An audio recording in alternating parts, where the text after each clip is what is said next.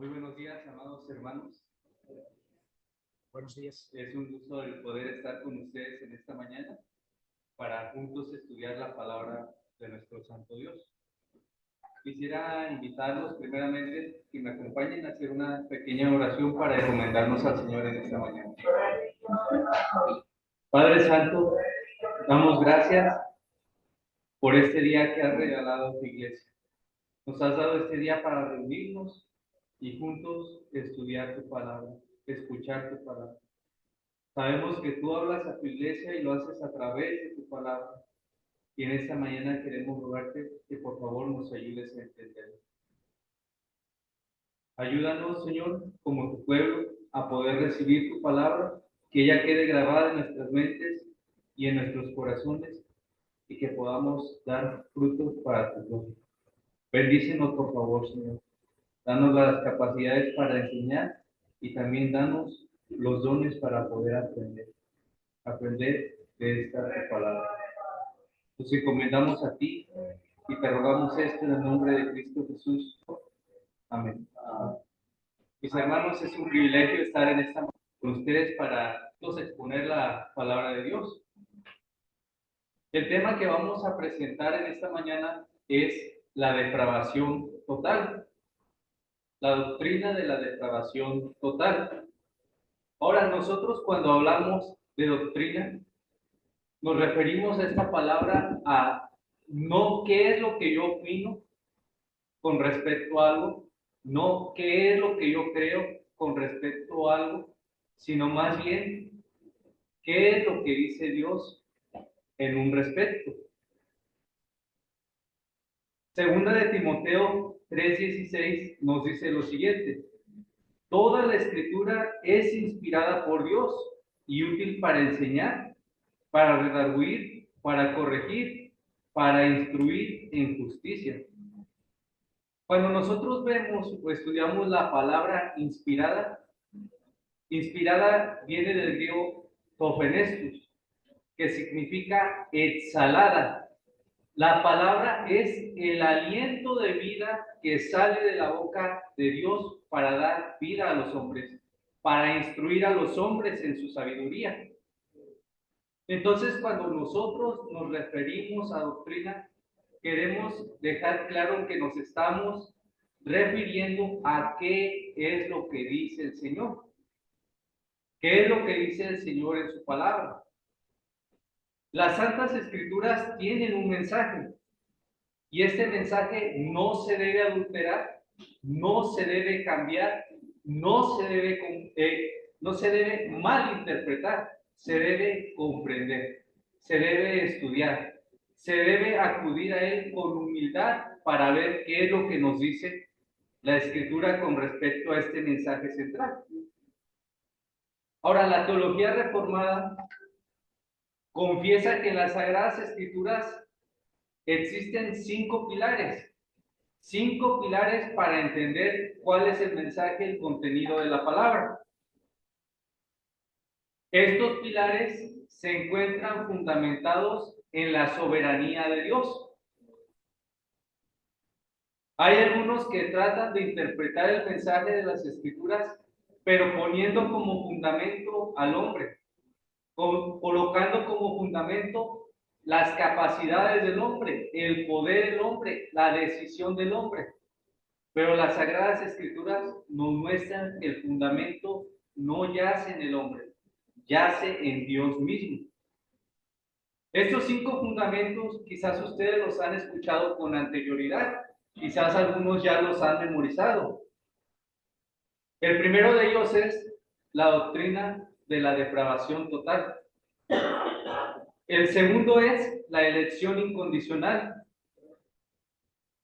El tercero es la expiación limitada. El cuarto es la gracia irresistible. Y el quinto es la perseverancia o la preservación de los santos.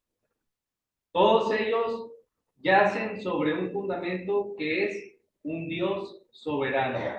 Este es el fundamento de estos pilares. Y en esta mañana a nosotros nos corresponde estudiar el primer pilar. El primer pilar que nos ayuda a entender cuál es el mensaje de las Escrituras en relación con nosotros, en relación con los hombres. ¿Cuál es el primer pilar? La depravación total. Vamos a estudiarlo a través de 3 puntos. El título es la depravación total. Nuestro primer punto será responder ¿qué es la depravación total? El segundo punto es ¿cuál es la importancia de entender la doctrina de la depravación total?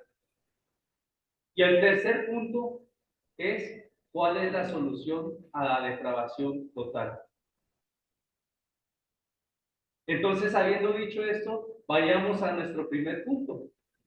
¿Qué es la depravación total? Cuando hablamos de la doctrina de la depravación total, comúnmente es mal interpretada por las personas. Creen que la doctrina enseña que el hombre es tan malo como pudiera ser. En base a esta manera de pensar, se suele tomar los peores o los más grandes ejemplos que humanamente posibles nosotros podemos considerar ejemplos de maldad, de la maldad humana. Alguien puede decir, bueno, yo no soy tan malo como Hitler, que mató alrededor de 17 millones de personas. Pero si nosotros vamos a preguntar a Hitler, oye, ¿por qué eres tan malo? Tu maldad es tan grande. Hitler puede decir, bueno, pero yo no soy tan malo como Stalin, que mató 23 millones de personas. Y si vamos a Stanley a preguntar, oye, ¿por qué eres tan malo? Eres el más depravado de entre todos los hombres. Él puede decir, bueno, sí, pero yo no soy tan malo como Mao Zedong, que mató 78 millones de personas. Y si vamos a Mao Zedong y le preguntamos, oye, pero ¿por qué eres tan malo? Él puede decir, bueno, yo las maté, pero al menos no las ultrajé, no las violé y después las maté. Como Robert Anderson,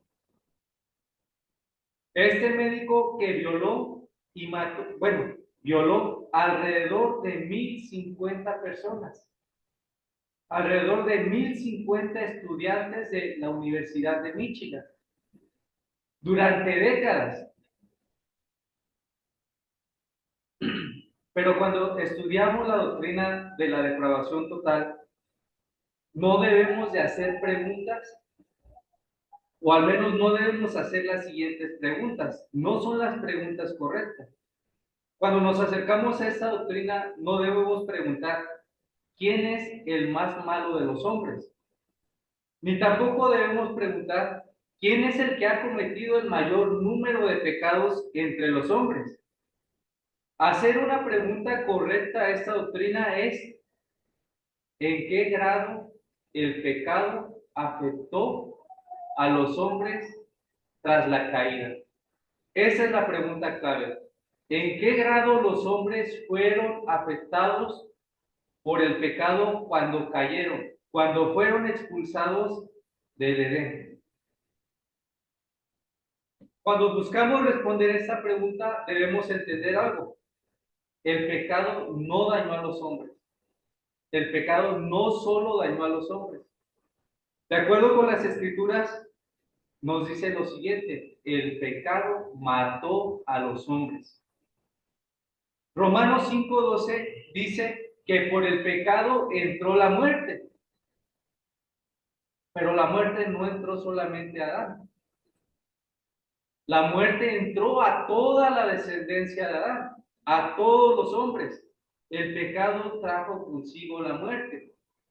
Efesios 2:1 dice que la condición previa al recibir la vida de Cristo, al recibir a Cristo, quien es la vida, era de muerte en delitos y pecados. Cuando nosotros hablamos de muerte, las Escrituras nos hablan de muerte en 3 sentidos: muerte física, muerte espiritual y muerte eterna. Cuando Efesios 2:1 nos habla de la condición que pertenecía a los que ahora forman parte de la iglesia de Éfeso, la condición previa al recibir la gracia era muerte en delitos y pecados. Y con esto hace referencia a la muerte espiritual. Ellos estaban caminando. Ellos antes de conocer a Cristo tenían una vida física, pero una vida apartada de Dios. Una vida dominada por el pecado. Una vida que es muerte. Muerte. Estaban muertos espiritualmente. Salmo 51, David nos habla acerca de esta misma idea. Si quieren ir conmigo al Salmo 51, y ahí vamos a observar algunas cosas.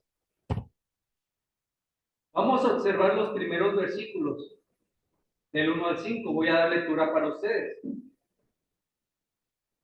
Este es un salmo de David, un salmo de arrepentimiento.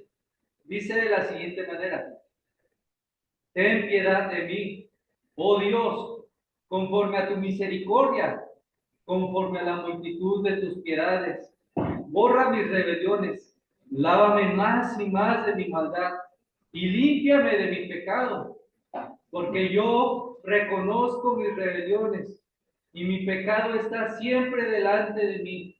Contra ti solo he pecado, y he hecho lo malo delante de tus ojos, para que seas reconocido justo en tus palabras y tenido por puro en tu juicio. Y aquí, en maldad he sido formado, y en pecado me concibió mi madre.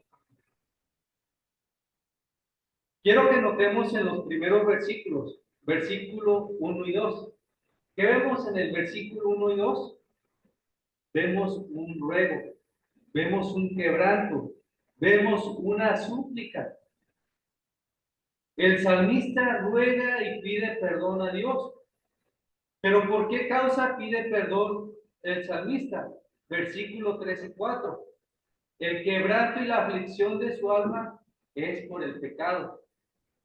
Él ha cometido adulterio. Tomó la mujer de Urías, Betsabé. Se acostó con ella, la embarazó, pero no se arrepintió cuando hizo este acto. Prosiguió y cometió homicidio. Mató a uno de los hombres más fieles de su ejército. El quebranto y la aflicción del alma de David es por haber cometido el pecado de adulterio. Pero juntamente con este pecado, en esa misma olla se cocía el orgullo, la codicia, la infidelidad, el homicidio y la falta de contentamiento. Ahora la pregunta es, ¿en qué etapa de su vida cometió estos pecados David? Creo que todos podríamos identificar que tuvo un buen comienzo en su reino, y parece que conforme fue viendo la gracia del Señor, comenzó a usar de esta gracia. Y se nos muestra que estos pecados fueron presentes en su vida dentro de la adultez. Pero nosotros no creemos que el pecado de David se limite a su adultez. David tampoco lo cree. Por eso en el versículo 5 va al meollo del asunto. Dice de la siguiente manera: concebido fui en pecado. Concebido fui en pecado.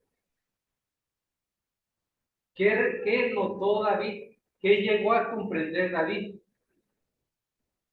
El pecado era algo propio de su naturaleza. El pecado era algo propio de su naturaleza. Era algo que moraba en él. Que David estaba completamente contaminado por el pecado. David no comenzó a compararse con Saúl. David no comenzó a compararse con los reyes de las otras naciones. que quemaban a los niños, que violaban a las mujeres, que abrían sus vientres y estrellaban a sus fetos contra las paredes. David no se comparó, comprendió la realidad. En pecado fui concebido. El pecado es algo tan propio de mí. Estoy totalmente contaminado por el pecado. Y entonces cuando nosotros preguntamos en qué medida el pecado dañó al hombre tras la caída, debemos entender que lo dañó por completo. Todo el hombre completamente está afectado, contaminado por el pecado. Ahora, el pecado no contaminó al hombre solamente en su cuerpo, como algunos filósofos hablan, que lo malo está en la carne y lo bueno está en el espíritu. No, no es así. El pecado contaminó al hombre por completo. Su naturaleza es pecaminosa.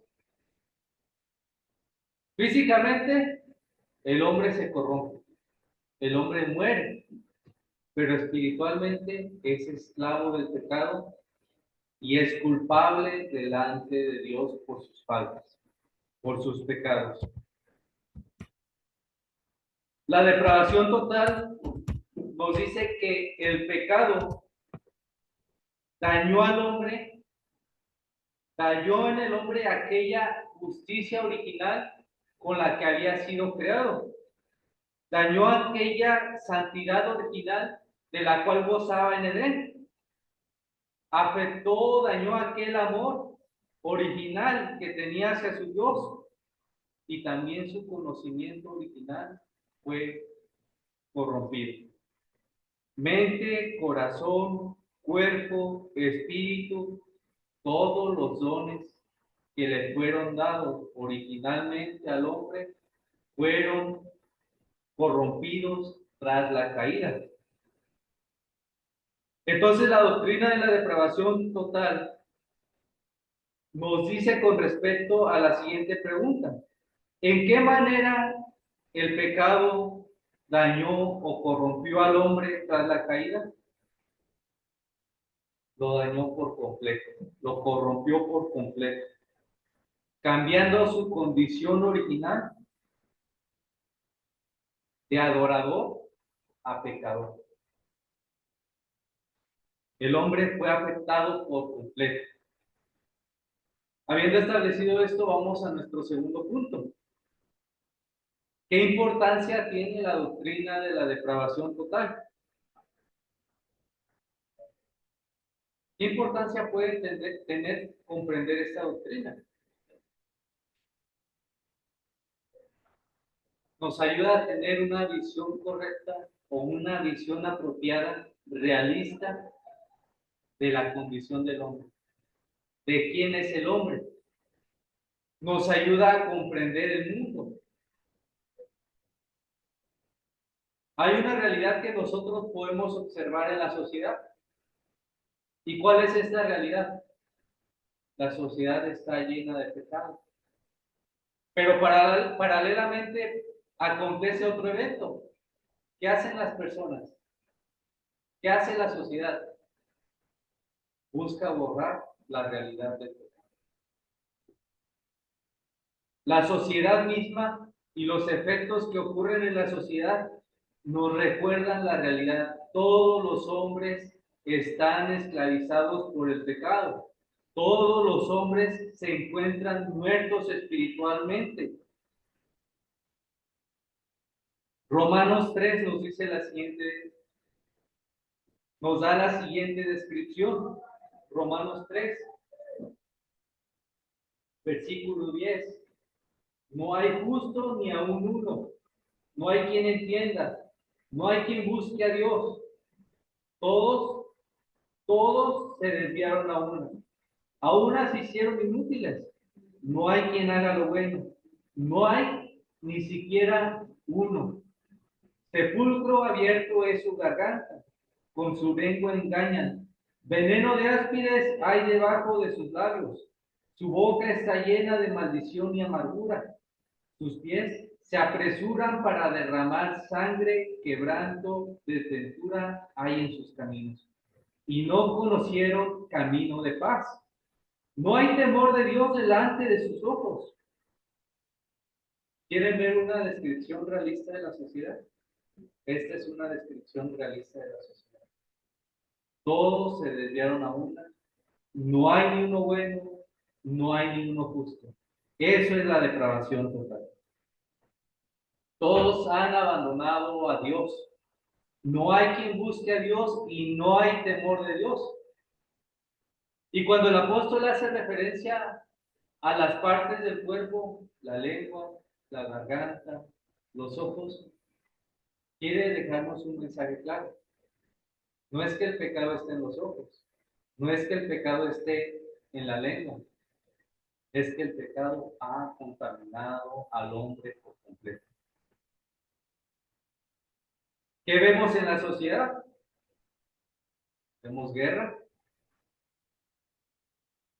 Ahorita mismo en este momento hay guerra. Personas se están muriendo. Hay una guerra económica también.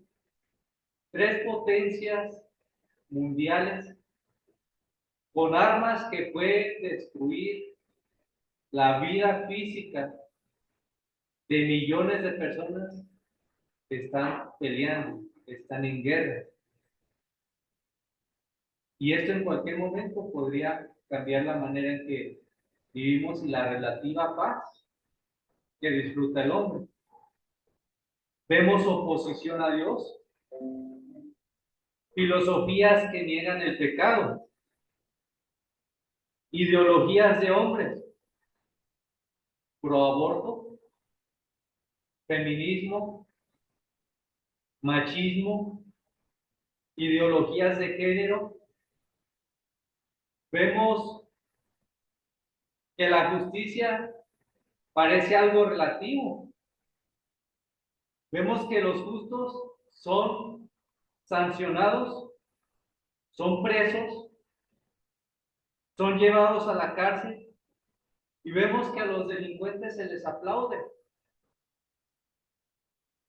Vemos que la sociedad tiene odio hacia las leyes, es antinomiana, y vemos que también es hedonista, que lo que importa en la sociedad son los placeres, los deleites.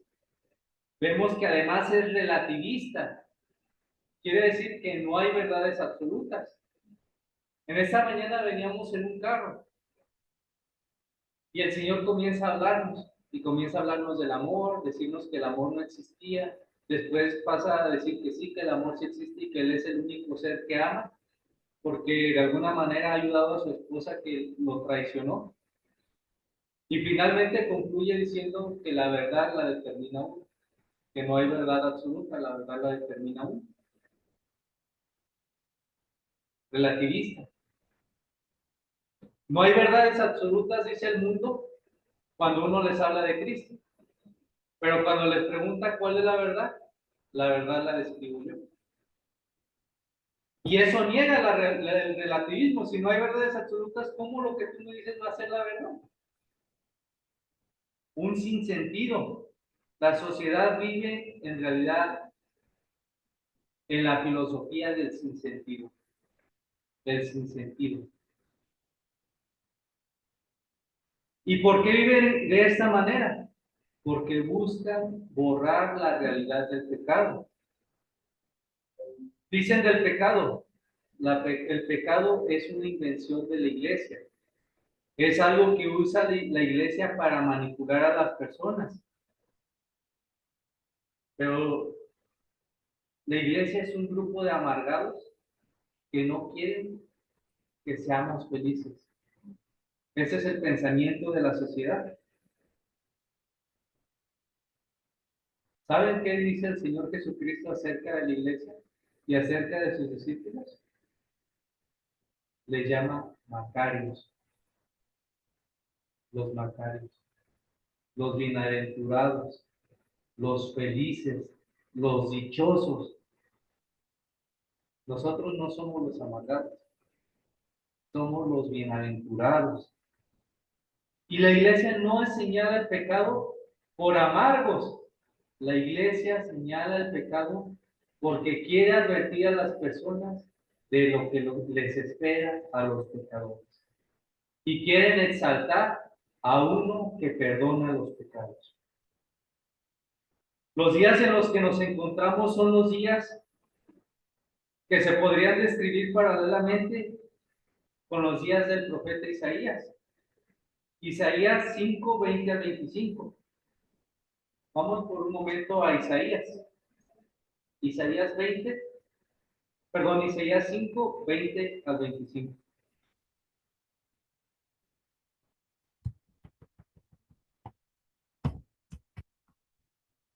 Isaías 5, 20 al 25. Dice de la siguiente manera. Hay de los que a lo malo dicen bueno y a lo bueno malo, que hacen de la luz tinieblas y de las tinieblas luz, que ponen lo amargo por lo dulce y lo dulce por amargo. Hay de los sabios en sus propios ojos y de los que son prudentes delante de sí mismos. Hay de los que son valientes para beber vino y hombres fuertes para mezclar bebida, los que justifican al impío mediante cohecho y al justo quitan su derecho. Por tanto, como la lengua del fuego consume el rastrojo y la llama devora la paja, así será su raíz como podredumbre, y su flor se desvanecerá como polvo, porque desecharon la ley del Señor de los ejércitos y abominaron la palabra del Santo de Israel. Por esa causa se encendió el furor del Señor contra su pueblo, y extendió contra él su mano, y le hirió. Y se estremecieron los montes, y sus cadáveres fueron arrojados en medio de las calles. Con todo esto, no ha cesado el furor, sino que todavía su mano está extendida. Maldad, locura e insensatez. El hombre ha abandonado a su Dios. El hombre abandonó a su Dios. Y vemos la maldad, la locura y la insensatez. Pero quiero que noten conmigo que Isaías hace uso de una expresión. ¡Ay! ¿Y qué significa ay? ¿Saben que ese ay lo encontramos también en el libro de Apocalipsis? Aún faltan 3 años. Los ayes son una lamentación, un lamento. ¿Y por qué se lamenta Isaías? ¿Y por qué se muestra estos lamentos también en el libro de Apocalipsis? ¿Saben por qué? Señalan la maldición de Dios. Es un lamento que señala la maldición de Dios. Expresa de alguna manera este lamento el temor de lo que está por venir. No es un lamento que se sufre solamente por las consecuencias de lo que está pasando. Es un lamento que anuncia lo que está por venir. Las consecuencias por el pecado que están por venir. En la falsa felicidad, el hombre olvida que está bajo la maldición de Dios. Pero el Salmo 7, 11 al 13 nos dice lo siguiente, que Dios ha afilado su espada y ha preparado su arco y sus flechas están listas para destruir y quebrantar al injusto, al pecador, para castigar y retribuir a los hombres.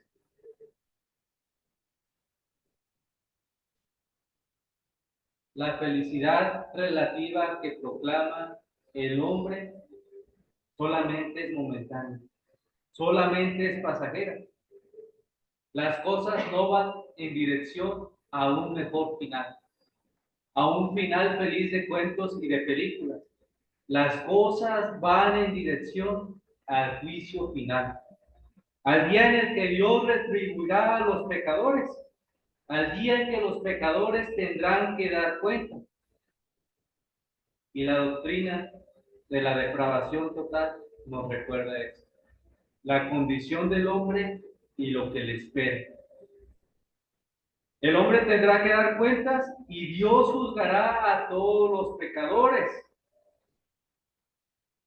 Romanos 2:16 nos habla del día en que Dios juzgará a todos los pecadores y les retribuirá conforme a sus obras. Y la pregunta es, ¿en qué dirección corres tú? O mejor dicho, ¿en qué dirección corren los de tu familia? También.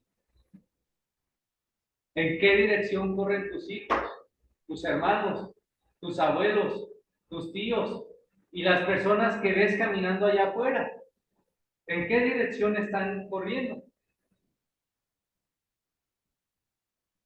¿Dónde se refugia uno que es maldito? La condición del hombre es maldición. ¿Y dónde se refugia uno que es maldito? Y maldito por Dios. ¿Cuál es la solución?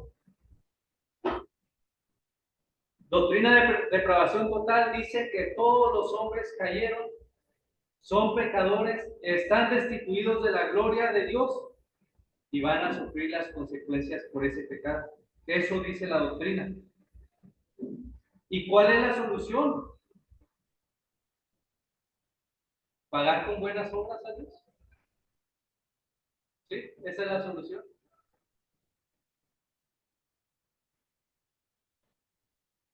La cuenta del hombre es impagable por el hombre. No hay ningún ser humano sobre la tierra que pueda pagar su propio pecado. Dice la escritura de la siguiente manera: ¿qué pago dará el hombre en rescate por su propia vida?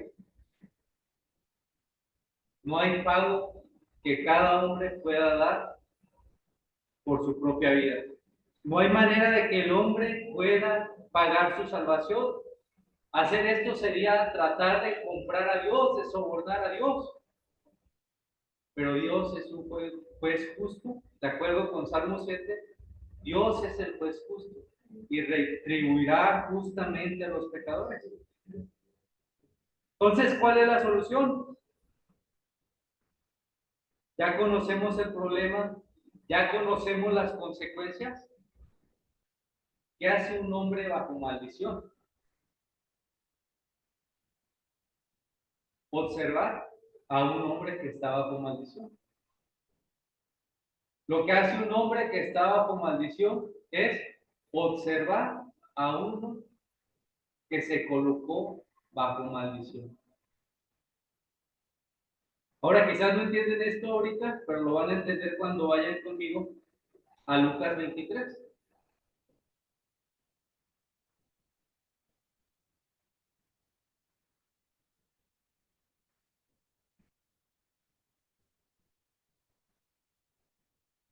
Generalmente cuando se habla de este pasaje, se admira, se contempla la acción del ladrón que se arrepintió. Pero estamos en una escena donde Dios coloca a su hijo en la cruz. Y la cruz, de acuerdo con Gálatas y con el Pentateuco, es la maldición. Maldito todo aquel que cuelgue sobre un madero. Y Cristo Jesús fue hecho maldición por nosotros, por los pecadores. Y entonces cuando nosotros veamos este pasaje, debemos de observar a uno que ha recibido la maldición de Dios que merecían los hombres. Pero vamos a ver por un momento a otro que se encuentra al lado de aquella imagen principal, que es el Señor Jesucristo. Pero no vamos a verlo para admirar lo que Él está haciendo, sino vamos a verlo para ver lo que él está viendo. En una ocasión había un delincuente que iba a ser juzgado por sus crímenes. Este delincuente era maldito, estaba bajo maldición. Aquel ladrón, su condición real era que estaba bajo la maldición de Dios. ¿A qué me refiero? Lo terrible que iba a sufrir aquel hombre que pendía al lado de la cruz de Jesucristo no era la muerte ni el castigo que había impuesto el gobierno romano, era el castigo que le esperaba tras la muerte, el infierno. Entonces, este delincuente que estaba siendo juzgado por sus crímenes, se dice que su castigo era tan grande que merecía la pena capital. Él había sido un asesino y un ladrón. Esos pecados fueron tan atroces que el gobernador determinó que eran dignos de muerte.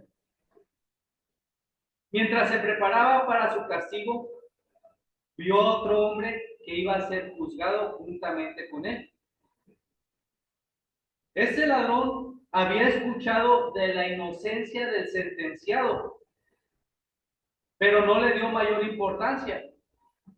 Para sentirse mejor sobre su destino, comenzó a burlarse del inocente.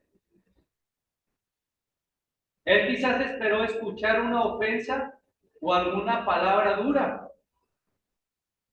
pero el justo no dijo palabra de juicio contra él, sino que quedó callado, dejándole una apertura para que viera su mansedumbre y su justicia.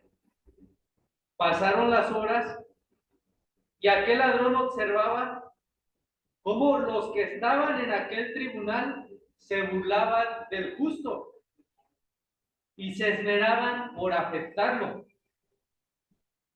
Pero el íntegro no pronunciaba palabra áspera contra ellos. Sin embargo, observaba que en aquel hombre que yacía en medio de él y su compañero, había una tristeza tan profunda, un dolor y una agonía que no era infundida por el maltrato y el rechazo de los hombres. Él había sido gravemente golpeado, maltratado. Vio que tenía unas heridas, llagas, golpes y una corona de espinas. Un maltrato al cual ni siquiera él y su compañero habían sido sometidos. Entonces vio cerca de aquel hombre un letrero arriba de su cabeza. Lo leyó y decía aquel letrero de la siguiente manera: Jesús, el Rey de los judíos. Ahora, sabía que aquel hombre no solo tenía una reputación de justo, una reputación de inocente, sino que también era un rey. El culpable continuó observando a aquel hombre y vio que los gobernantes se esforzaban cada vez más en elaborar burlas contra él y decían: si eres el Salvador, sálvate a ti mismo. Entonces dijo dentro de sí: ¿quién es este?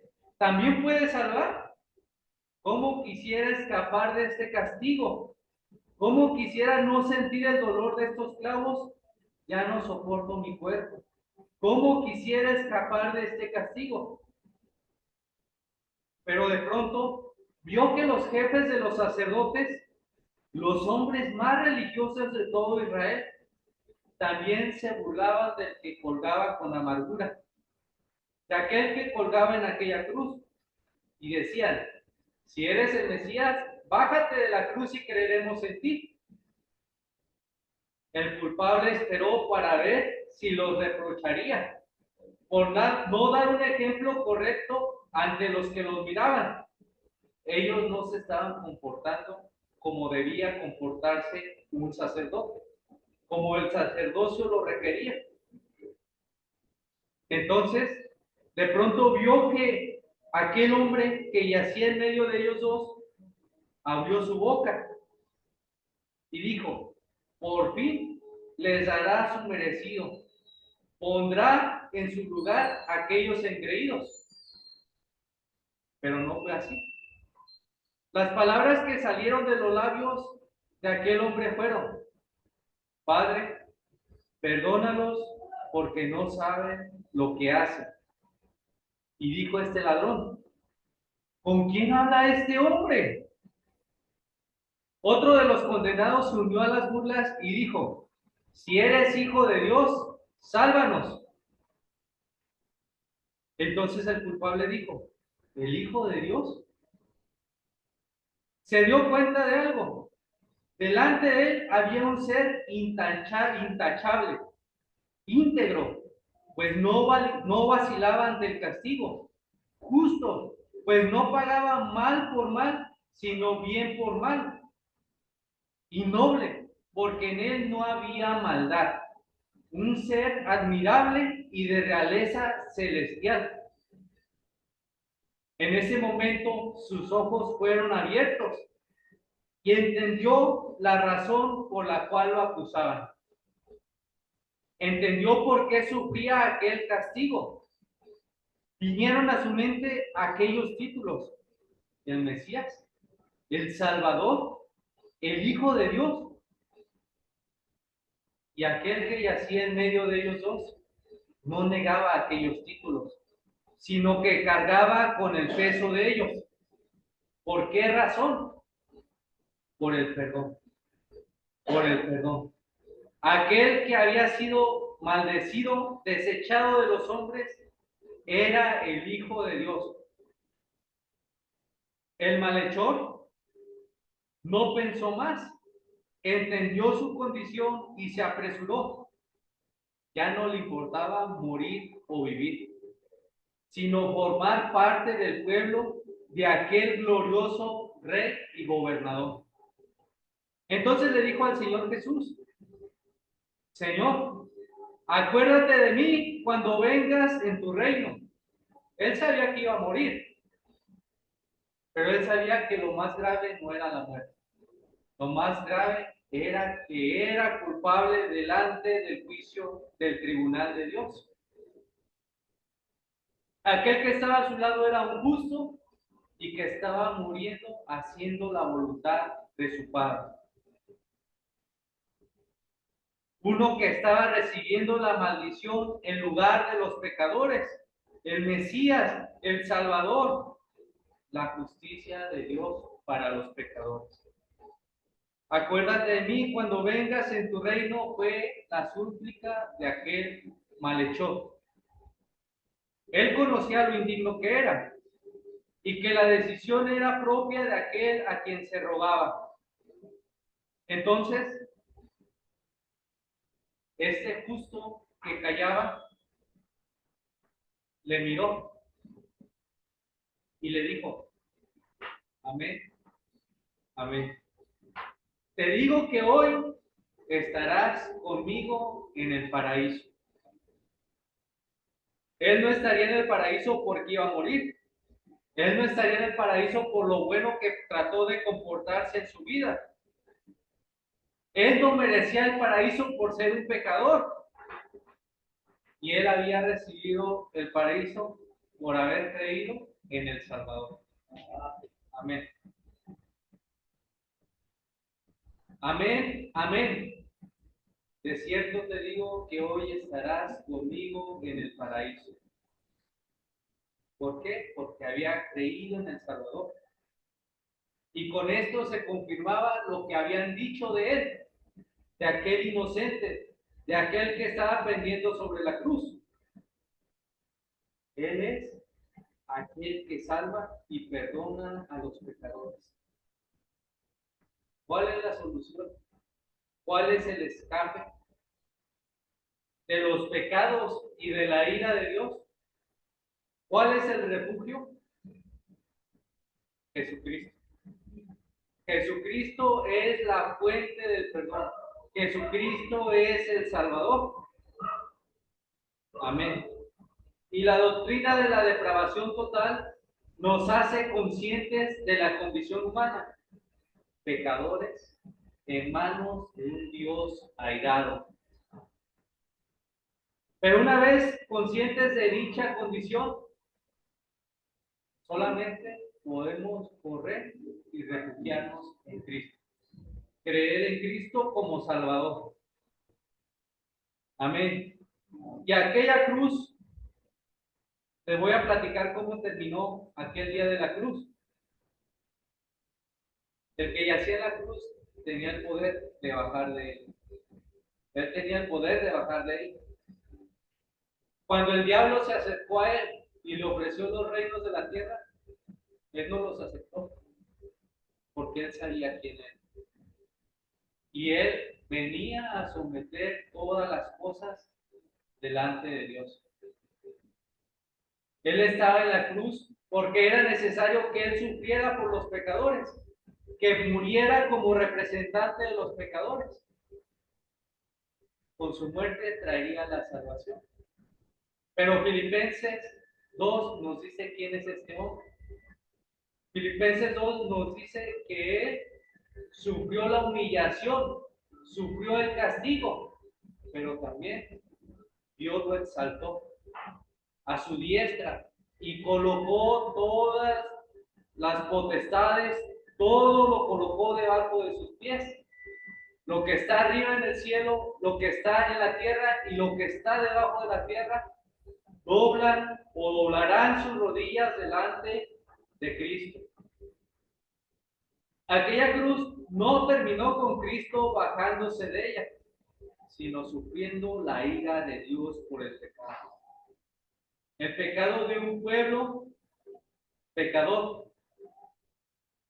No hubo ni un solo pecado de los suyos que no fuese pagado por el Salvador.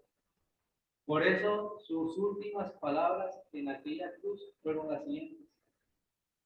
Tetelestai, consumado es. Se ha acabado, se ha terminado. Ya no hay más paga por el pecado. El único pago por el pecado agradable delante de Dios es lo que Cristo hizo en la cruz. Consumado es. Él hizo la expiación por los pecados de aquellos que creen en él.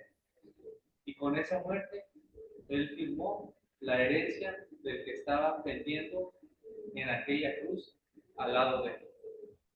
Te aseguro que hoy estarás conmigo en el paraíso, porque yo pagaré por tus pecados y te libraré de la maldición que está sobre ti. La espada de Dios, el arco de Dios, no cayó sobre el ladrón, cayó sobre el hijo. Cayó sobre el hijo. Él fue atravesado y entregó su vida como expiación por nuestros pecados. Amén. ¿Y qué significa esto? No más condenación por el pecado. No más esclavitud del pecado. Con su justicia nos ha liberado. Con su sangre nos ha limpiado. Y por su vida es que vive nuestra esperanza. La esperanza de que el día viene pronto, no sabemos si es hoy, si es mañana, la próxima semana, el próximo año o de aquí a un siglo. Porque los días finales son desde que el Señor Jesucristo resucitó y fue llevada a la diestra de Dios. Y nosotros como iglesia vivimos con esa esperanza, con la esperanza de que le volvamos a ver. No más por fe, sino verle cara a cara. Mis ojos le verán y se deleitará mi alma. Esa es la esperanza del cristiano. La doctrina de la depravación total nos dice que el primer pilar de la fe bíblica es el siguiente: el hombre está muerto en sus delitos y pecados. Y por ello viene un juicio, un día en que pagará por cada uno de ellos, al menos que se arrepienta y crea en Jesucristo, que vino a salvar a los pecadores. Y nos muestra la Escritura que Jesucristo es más dulce que la miel. Jesucristo es más valioso que todo lo que existe en la creación. Cuando Dios se agradó de enriquecer a su iglesia, no dio cosas banales y materiales. Tampoco regaló alas de ángel. No nos dio un ángel. No nos dio un Moisés. No nos dio un David. No nos dio un Salomón. Nos dio a su Hijo Jesucristo. Uno que no solamente tiene el conocimiento de Dios, es la sabiduría de Dios, el poder de Dios, la gloria de Dios encarnada, es Dios mismo. Nos dio a su Hijo Jesucristo.